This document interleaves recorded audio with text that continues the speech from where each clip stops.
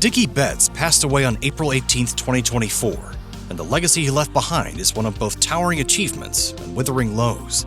But one question about his life has never been fully answered.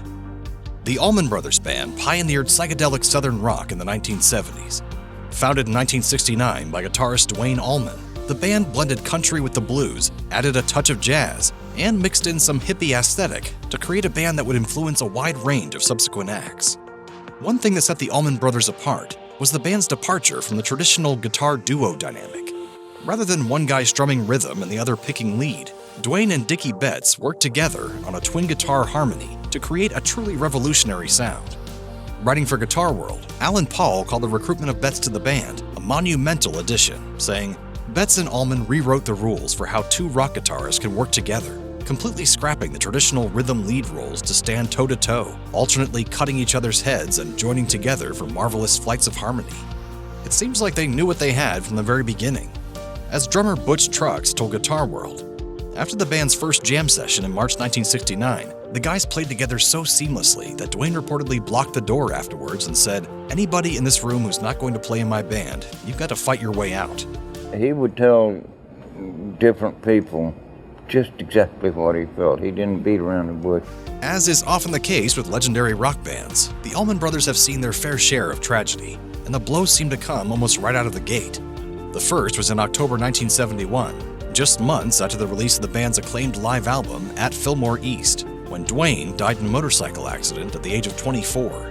After his death, Duane's partner in rock guitar innovation, Betts, had to continue on without him, and Betts would stay with the band through its wild ups and downs for 3 more decades. Even though the band broke up in 1976, they had multiple reunions and tours in the years after. Betts was seriously dedicated to the band.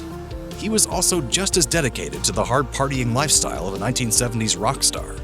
Betts' behavior was wild, even for a rock and roll guitarist. He took swings at cops and started fights within his own band. As Rolling Stone wrote, "Trashed hotel rooms and arrests are as much a part of his legend as signature songs like Ramblin' Man and Jessica." And as the decade went on, and his bandmates proceeded to calm down and settle into life, Betts kept on partying.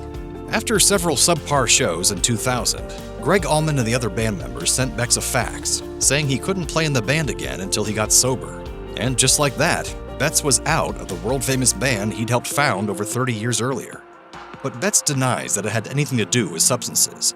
In 2000, he told Entertainment Weekly that he was blindsided by the fax, saying, "I did have a problem. I did bow out for a while, and I fully admit that I needed help. I was out of line, but not this time. That's why this fax is so confusing. I really don't understand what's gone wrong." The intervening years may have shed some light on the band's decision to send him packing. For Betts, that is, not the public. When Rolling Stone caught up with him in 2017, he said it was a, quote, "clandestine business decision that stemmed from a request he'd made to their manager to do a financial audit." He wouldn't go into any more detail beyond that, but hinted that there was more going on behind the scenes than people realized. In the end, despite a few attempts to reunite, he never again played with the Allman Brothers Band before his passing on April 18, 2024.